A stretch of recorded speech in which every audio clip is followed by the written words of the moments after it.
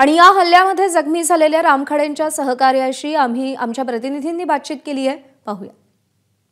पक्षाचे कार्यकर्ते आणि सामाजिक कार्यकर्ते रामखाडे यांच्यावरती अहिल्यानगरच्या मांदळी या गावामध्ये रात्री हल्ला झालेला होता आणि या हल्ल्यामध्ये जे जखमी आहे त्यांच्यासोबतचे सहकारी दीपक खेळे हे आता आपल्या सोबत आहे। त्यांच्या बघितलं तर पोटावरती मारहाण झाल्याचं चिन्ह या ठिकाणी दिसतं आहे आणि थेट आपण त्यांच्याशी बोलणार आहोत। घटना नेमकं कशी झाली, काय नेमकं घटना घडली, सविस्तर जरा सांगाल? कधी तुम्ही तिथे आले होते? काय आम्ही 7च्या दरम्यान त्या ठिकाणी गेलो, म्हणजे रामभाऊ पाथर्डी मार्गे आमची भेट मांदळीमध्ये झाली आणि आम्हाला गणेशभाई एक आमचे सहकारी होते, त्यांना आणि मला नगरला यायचं होतं आणि यांना आष्टीला यायचं होतं। मग जेवण करायचं आमचं तिथं नियोजन ठरलं।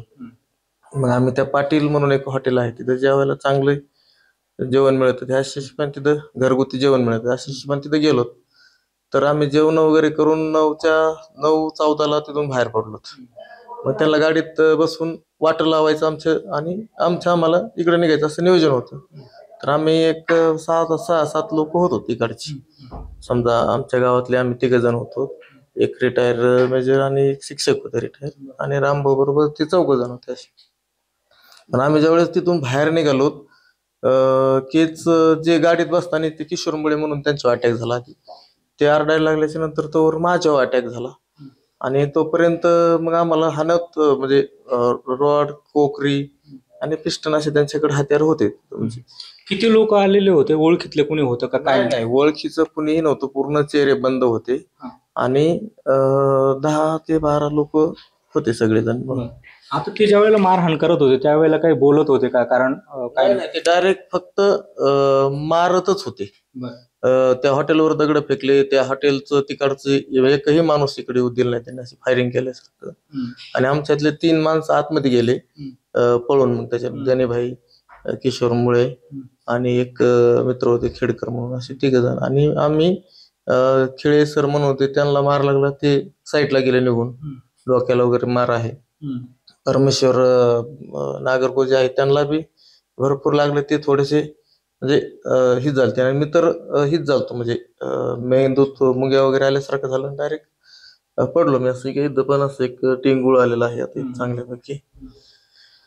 कशामुळे झालं असं वाटतं? हे आमचे जे मित्र आहेत रामभाऊ खाडे, हे एक सामाजिक कार्यकर्ते आहेत।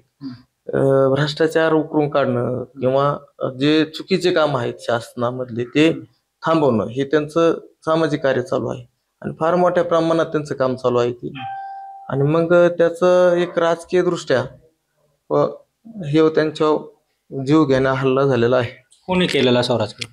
आता राजकारणात आता सगळ्या तालुक्यामध्ये जी आहे विषय, समजा की बाबा जे लोकप्रतिनिधी आहेत यांच्या माध्यमातून सुरेश हा आता आमच्यासारख्या परत एकदा हल्ला होईल आम्ही जर त्यांची नावं घेतली तर, अशी परिस्थितीने एकंदरीत आम्ही आता ह्याच्यातून बाहेर पडून आमचे पूर्ण फॅमिली गँग आहे, पूर्ण नातेवाईक आहेत, एक दहशत आहे तिथं समजा त्यांची। या संदर्भात पोलिसात काही गुन्हा दाखल केला होता? नाही, आता ते खाडे साहेब ज्यावेळेस येते त्यावेळेस ते निर्णय पोलिसांनी काही मदत केली होती? तुम्ही नेमकं त्यावेळेला जेव्हा घटना घडली त्याच्या रात्रभर होते आमच्यापाशी, रात्री बी पेट्रोलिंगला गेलते तिकडे त्या ठिकाणी। आणि हा सगळा म्हणजे हल्ला राजकीय द्वेषातून झालेला आहे। एकूणच जर बघितलं तर हा हल्ला जो आहे तर तो राजकीय द्वेषातून झालेला आहे असं म्हटलेलं आहे। आणि स्थानिक लोकप्रतिनिधी असा उल्लेख करतायत, प्रत्यक्ष नाव तर घेत नाहीयेत, मात्र अशा पद्धतीनं जो हल्ला झालाय त्याच्यामुळे एकच खळबळ जी आहे तर ती उडालेली आहे। अद्याप पोलीस ठाण्यामध्ये जे आहे या संदर्भामध्ये गुन्हा दाखल झालेला नाही। पोलीस पुढची कारवाई जी आहे तर ती करणार आहे।